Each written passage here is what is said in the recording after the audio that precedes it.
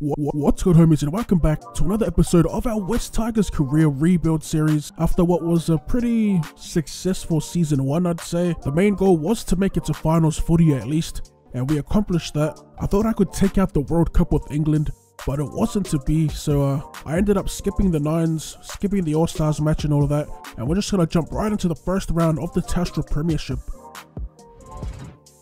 Alright, so as per usual, before we jump into the match, we're going to take a look at the lineup here for round 1. In the back 5, we have Tui Lolohere, David Nofoaluma, Kevin Nangama, Moses Sully and Dan Tupou. In the halves, we have Josh Reynolds and Luke Brooks.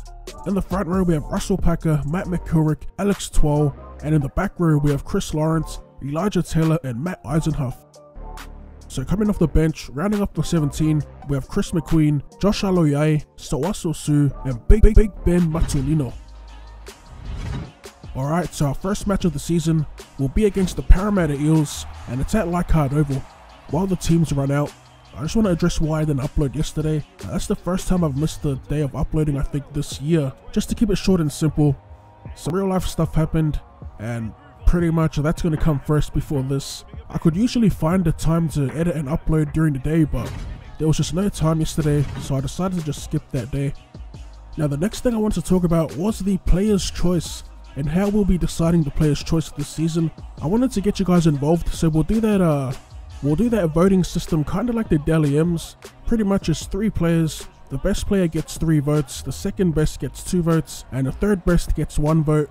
Now obviously, I won't be showing full matches, but at the end of the match, I will be sure to show the player stats, and you can base your vote on that if you want. So at the end of each video, just leave a comment with the player's name and points, and it doesn't have to be 3 players. If it's only 1 player that performed well, you could just comment that player and give them however many points you want, with the max obviously being 3. So yeah, that's pretty much how we're going to be deciding the Player's Choice Award for the end of the season. Obviously, if no one wants to vote or anything like that, I'll just pick it myself. There were a couple of other things I wanted to talk about, but it looks like Radraja's going to score here as he races away to score under the posts. Moses had already kicked the penalty earlier, so they're already up by 6 points. With the kick to come from right in front, they'll eventually go up to 8 points. And yeah, it's been a pretty tough season so far, I must say. I'm about 2 or 3 games ahead, and I don't know what it is, the game just feels harder. The AI seems to be breaking more tackles than they did last season, and I think it might be caused by players developing too fast. In turn, it makes it even harder for us because 1, we barely developed any players last season, and 2, the players that did improve last season, they've moved on to another club. Obviously talking about Tedesco and Woods, and even Avasel Manufagai. Our highest rated player right now was Russell Packer. I believe he's a 90 overall. I did choose a better support team for this season, so hopefully we can improve player stats faster than we did last season. As we go on the attack here through Aloiai, he gets it away to Sully, and he's going to get wrapped up just outside their 10. On the third here, we just send it out the back to Reynolds, shows the pass, the line opens up, and we just stroll through for our first points of the season, and it's going to come from our new recruit, Josh Reynolds. As we take another look on the replay here, the simplest of tries, we just get it out the back, and the D-line just opened up. Tui to add the extras from right in front, and takes his career total points to 211. Alright, so as you can see, it was a terrible game. Low scoring. For 9-minute halves, we couldn't even get anything going in attack. As you can see here, the score pretty much stayed the same for the rest of the game. We collect our first L of the season, losing to the Eels 8 points to 6.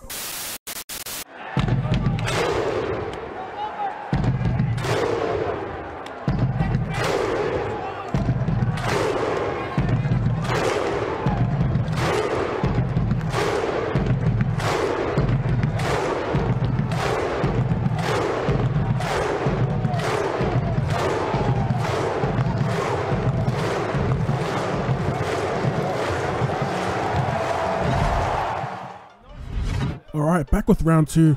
I had to put in another game for that this disastrous first round we had. As we play the Raiders here at GIO Stadium, I had to chuck in that pre-game Viking clap.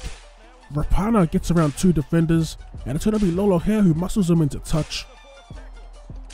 So back on the 4th, we're outside their 20, we go to Reynolds, throws the cutout ball to Packer, bumps off 1 defender, and he's going to get wrapped up just outside the 10. 5th and last, They're in that kick formation. It's a shame you can't get out of it. As we go to Reynolds, puts it on the toe, and we want to score off the grubber. A nice little individual try, I guess. When I'm unsure what to do, I usually just put a grubber through the line, and sometimes it works, sometimes it doesn't. And this time it worked for us. S2E takes the shot at goal, pushes our lead out to 6. Alright, back in attack with McCurrick. Gets the ball out to Reynolds. And it's a third tackle here with 25 out from our line. We're going to exploit the short side here. As we go to Sully, gets it out to Tupou, cuts inside Rapana, pops the chip over the top, gets the regather, and we're going to race away for our second try of the game. This time it's on the wing with Dan Tupou, another new recruit. A little bit of individual brilliance by Dan Tupou on the wing. Much like the grubber, the chip and chase is a pretty underutilized technique, I reckon. The only reason I don't use it as much as I did on Rugby League Live 3, I think I've explained it before, but it's pretty hard to angle a chip kick. Whenever I try to banana or kick against the grain of the chip kick, they end up kicking the ball backwards. I've been taking notes of things I'd like to see improved, and I'll eventually get the list out to Big Ant on their forum. Hopefully the issues I'm having can be improved upon in a patch. I was originally taking notes down just for the review. I was going to review the game. I am working on the tips and tricks video that's going to come out. I'm not sure when, but it is in the works as we make a nice little line break, and then we throw an interception here. Inside our 30, giving them a full set to work towards our try line. We made the break, but we just passed one too many times as Whiten steps around one. As he gets ankle tapped by Lolohea, saving a try there. A quick play of the ball, quick hands out to Caesar. And he's going to get that cheesy as drive over, fall over the line, or whatever you call it, animation try. As they send it up as usual, and you'll see on the replay, he gets the grounding. I call it cheesy, actually everyone calls it cheesy. But it didn't happen that much last season, I don't think. As they get the green lights, Croker from right in front gets the 2 points, and they get within 4. Alright, so we're back in attack through Taylor. He takes it to the line, gets wrapped up. We're about 15 out from our own line. Second tackle, we go to Reynolds, and he gets the ball smacked out of him by Soliola, I think that was. Well, he was on the end of it. So it's the Raiders here in prime position as Soliola fends off one, and he's going to get held up in the tackle 5 meters out. And they shift the ball one off the ruck to Tapani as he just bumps off Lolohea to score a pretty simple try right under the posts. Joseph Tapani gets on the board, ties the game up. Croker from right in front, as expected, nails the 2 from right in front and takes the lead. Alright, so about 30 minutes in, back in attack outside their line, as Elijah Taylor works his way to the try line, gets pulled down 5 meters out. Second tackle, and we score this cheesy little try here. I was supposed to go to the left, but we were going to throw it forward. I could see the forward pass coming, so we just did a full 360, ran to the blind side, and we ran straight through the defensive line. It bloody looked like I was trick-shotting there for a sec. As we lose the ball yet again right in front of our line. We do pull off the try saver, and we're purposely going to give away a penalty. No faith in our goal line defense. I mean, they've scored every time they've come down here. As he slots the 2 points from right in front, ties the game up, and we're going to head into the break, locked at 14 points apiece. As we look at the stats here, and it would suggest that we shouldn't be tied with the Raiders.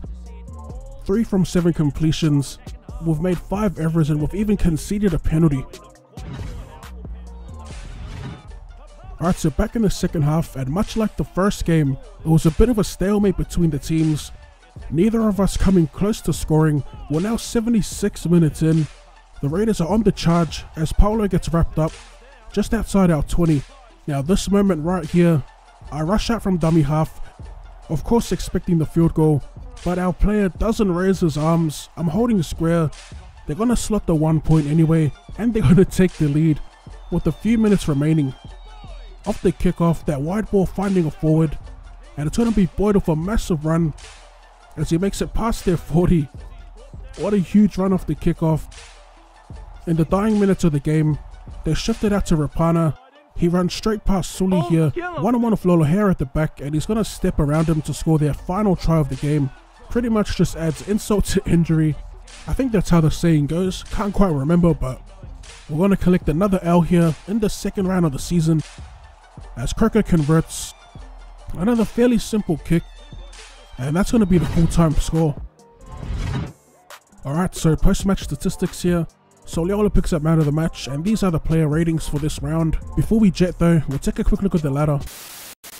Alright, so after 2 rounds, we're sitting at the bottom with the Rabbitohs, Cowboys and Dragons. Pretty weird to see the reigning premiers at the bottom there.